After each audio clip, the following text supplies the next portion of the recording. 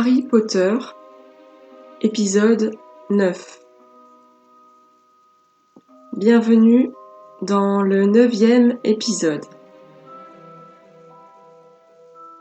Lors du dernier opus, nous avons rencontré les alliés de Harry qui vont l'accompagner durant son épopée initiatique. Nous avons rencontré aussi des énergies qui habitent sa psyché, mais que Harry ne souhaite pas nourrir, comme Drago Malfoy.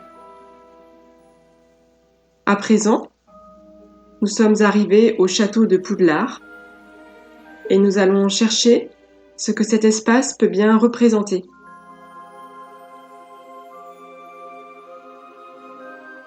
Poudlard, c'est l'école des sorciers, donc c'est un lieu d'apprentissage. Pour utiliser nos pouvoirs, nous avons besoin de passer par une étape d'apprentissage, une étape où on se met au travail, où on pratique, où on intègre des connaissances, comme nous l'avons vu avec l'image de la baguette qui sert à canaliser une énergie. Nous apprenons que l'enseignement qui y est dispensé dure 7 années, donc c'est le temps d'un cycle, de 11 à 18 ans. Et ça, de 11 à 18 ans, ça correspond au passage de l'enfance à l'âge adulte. Poudlard est donc un lieu qui permet de passer symboliquement de l'état d'enfance, de dépendance, d'immaturité, à un état de maturité, d'indépendance psychique. À première vue, l'école m'apparaît comme un espace de gestation, un lieu protégé pour vivre une transformation. Cette transformation, ce passage d'un état psychique dépendant à une certaine maturité, correspond à ce que l'on appelle le processus d'individuation en termes jungiens. L'individuation, c'est le processus de désidentification de la matrice qui permet de sortir de la dépendance par rapport à elle en termes de valeur, en termes de référence. Un être individué ne se définit plus comme appartenant à la famille d'où il vient, mais comme un être indépendant, en lien avec tout l'univers, qui peut se réaliser, qui peut se construire et construire sa vie d'adulte de façon autonome. Donc, en quittant la répétition ou l'opposition et en devenant lui-même un être unique, singulier. Comme tout lieu de gestation, cet espace est donc relativement clos pour offrir une protection et une sécurité suffisantes qui sont les bonnes conditions pour vivre cette transformation intérieure. Un peu comme une chrysalide.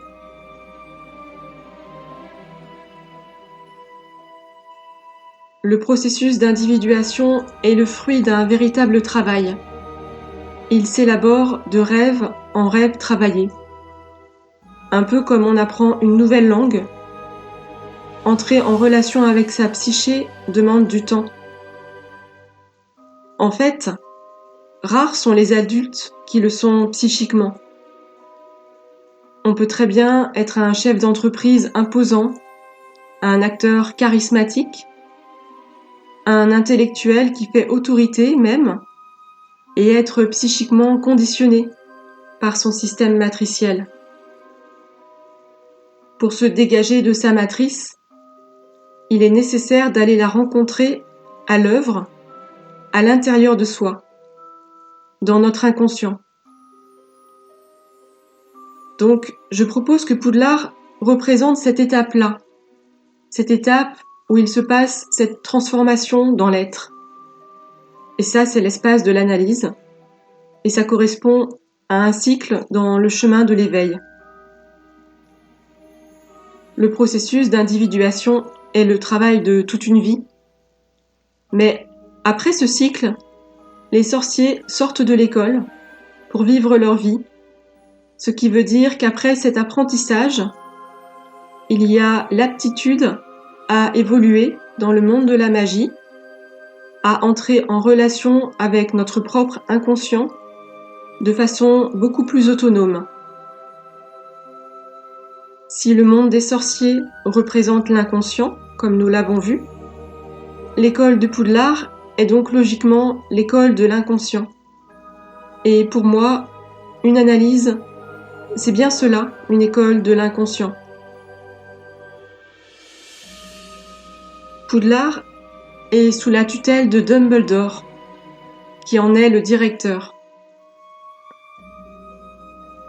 Dumbledore, c'est la figure bienveillante qui dirige ce processus d'individuation, donc, et qui protège Harry de Voldemort. On peut à nouveau observer le parallélisme de son entre Dumbledore et Voldemort. C'est comme si Harry était pris entre ces deux énergies. Une qui le protège et l'accompagne pour grandir, et une qui le menace. Et ces deux énergies semblent un peu en parallèle dans la vie de Harry. Une très positive et une très négative. Dumbledore pourrait représenter les forces du bien et Voldemort les forces du mal, de façon un peu caricaturale. Freud pourrait dire Eros et Thanatos, la pulsion de vie, de créativité, et la pulsion de mort, de destruction. En tant que directeur de Poudlard, Dumbledore est donc celui qui dirige le processus d'évolution de Harry, même s'il n'intervient pas toujours directement, même s'il peut rester à distance pendant un certain temps. Il veille sur Harry, mais ne s'y implique pas au quotidien. Il protège et supervise de haut. Il va accompagner Harry durant toute sa transformation, sans se montrer beaucoup, juste aux étapes cruciales, aux moments de célébration et aux moments clés.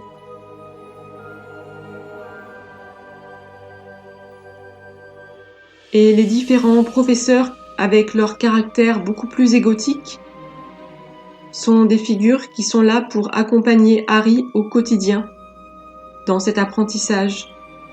Et je vous propose donc que ce soit des représentations de thérapeutes, des personnes en lien au quotidien avec Harry, pour lui permettre d'apprendre, de maîtriser ses pouvoirs, pour lui transmettre leur savoir spécifique, affiner son pouvoir d'intention, se familiariser avec le monde de la magie et sa logique toute différente de celle d'où il vient. Prenons un temps pour rencontrer Dumbledore. Il est directeur de l'école, mais son influence va bien au-delà. Dumbledore est régulièrement appelé au ministère de la magie. Il semble très en lien avec l'extérieur de l'école et avec l'organisation du monde des sorciers. On sent aussi que c'est quelqu'un qui accueille, au sein de son école, des énergies malveillantes. Il n'est pas dupe. Mais sa vision est plus spacieuse. On sent qu'il a une connaissance qui dépasse le présent, qui est connectée au passé et au futur. Il appartient à un autre plan, ce qui est bien symbolisé par le fait qu'il habite dans une tour. De cette tour, il a une vision plus vaste et avec plus de recul. La tour, ça pourrait également être un symbole d'inflation. Et c'est vrai, Parfois, la tour apparaît dans les rêves pour symboliser cet état d'inflation. C'est en ça que la lecture symbolique est si vivante, puisque une image peut représenter quelque chose et parfois son contraire.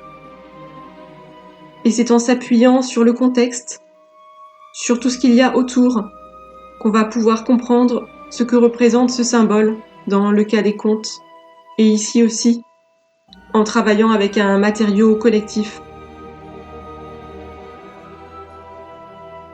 Sur le plan individuel, avec les rêves, c'est en questionnant la rêveuse ou le rêveur sur ce que cela lui évoque, et aussi en s'appuyant sur le contexte, qu'on va savoir si c'est quelque chose de positif ou de négatif.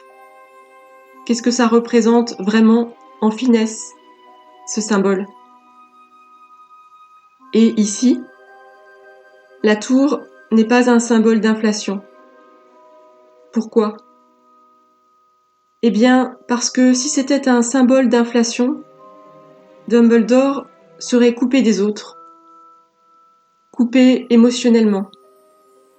Et là, ce n'est pas du tout le cas. Il y a un autre signe qui montre que ce n'est pas un symbole d'inflation et qui est encore plus fort. C'est qu'il a gardé une fraîcheur d'enfant. Il ne se prend pas au sérieux. Et ça, c'est typique du fait que ce n'est pas de l'inflation.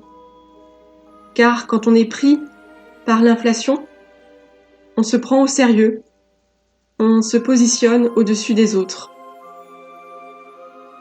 C'est pourquoi je vous propose que Dumbledore soit une représentation de ce que Jung nomme le soi.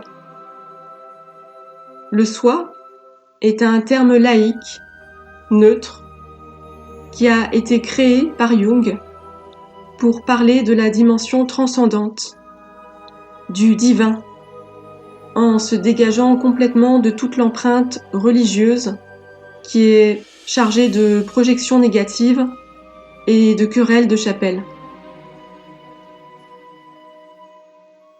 Le soi est un terme beaucoup plus neutre pour parler d'une dimension qui nous dépasse, qui est sur un autre plan, qu'on pourrait appeler aussi puissance de vie, souffle, source. Cette dimension-là, qui sait, qui est connectée à différents temps, où tout est en lien, Jung l'a découvert à l'œuvre, au cœur des rêves, et il l'a appelé le soi. Dumbledore délivre à Harry des informations au moment où il en a le plus besoin. Il agit comme un maître initiatique, un peu comme le soi peut le faire au cœur des rêves.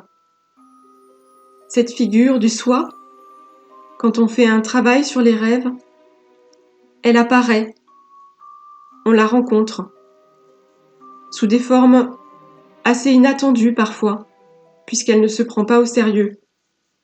Elle ne va pas apparaître de façon convenue. À première vue, Dumbledore apparaît sous une forme plutôt convenue. Cette grande barbe, ce vieillard plein de sagesse, d'expérience, de bienveillance, pourrait tout à fait être une représentation très classique du divin. Mais Dumbledore explique à Harry qu'il a mangé un choco-grenouille à la crotte de nez. Alors quand même, c'est difficile de le prendre très au sérieux et de l'idolâtrer. Et ça, c'est tout à fait l'énergie du soi quand elle apparaît dans les rêves.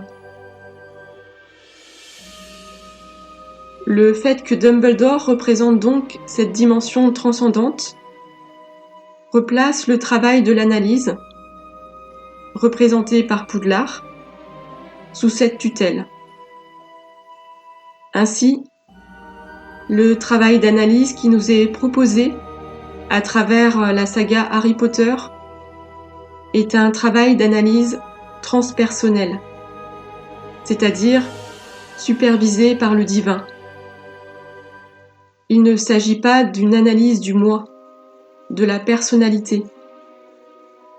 C'est un travail qui mène à une mise en relation avec le divin en chacun de nous. Ce qui indique que dans notre vie, ce processus d'évolution, d'éveil, est supervisé par le soi, par la dimension transcendante qui œuvre en nous, qui nous guide de l'intérieur. Et elle est là, même quand les professeurs ne se sentent pas en lien avec elle, même quand nous ne nous sentons pas en lien avec elle. C'est-à-dire que parfois Harry doit se sentir très seul face aux injustices des jugements de Rogue, face aux dangers présents dans le château. Mais nous savons que Dumbledore veille sur lui. Ce qu'il a à affronter représente des étapes initiatiques, chaque fois un peu plus ardues, pour pouvoir tenir tête à Voldemort. Le vrai thérapeute d'une analyse est le soi, comme le vrai maître initiatique pour Harry est Dumbledore. C'est un message fort pour tous les thérapeutes que de se placer au service du soi, d'écouter son message. Nous voyons bien par les différents professeurs de Poudlard à quel point un enseignant qui ne se sent pas en lien avec Dumbledore peut compliquer la vie de Harry sur un certain plan. Pour résumer, ce que Harry vient vivre à Poudlard est l'enjeu d'une analyse. Dans un premier temps, prendre conscience de la matrice, puis faire le choix conscient de s'en dissocier.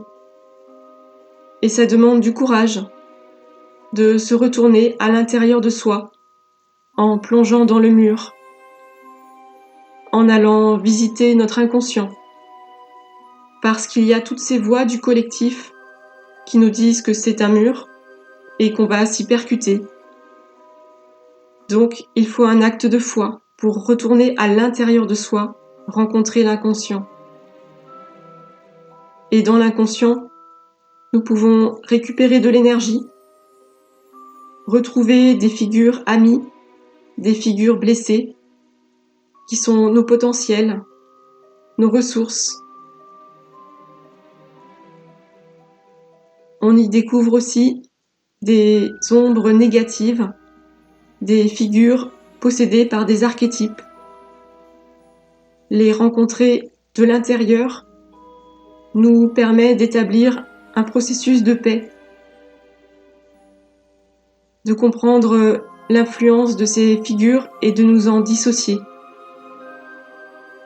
et de laisser ces énergies s'harmoniser, évoluer entre elles.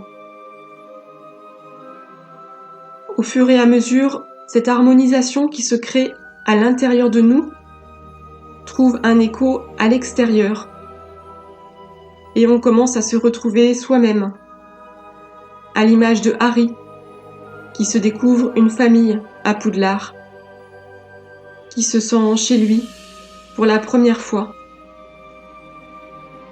Ainsi, dans notre vie, cette étape de l'école de l'inconscient nous permet de trouver notre place à l'intérieur de nous et dans le collectif. Voilà, maintenant, vous aussi avez l'accès à votre école de magie. Vous connaissez le chemin qui s'ouvre aussi pour vous. Vous êtes invités à rejoindre les sorcières et les sorciers de la vie pour enchanter le monde. Allez-vous ouvrir les invitations portées par votre chouette et prendre votre place dans cette école ? Dans le prochain épisode, nous nous pencherons sur la cérémonie du choix-peau et des 4 maisons. À très bientôt!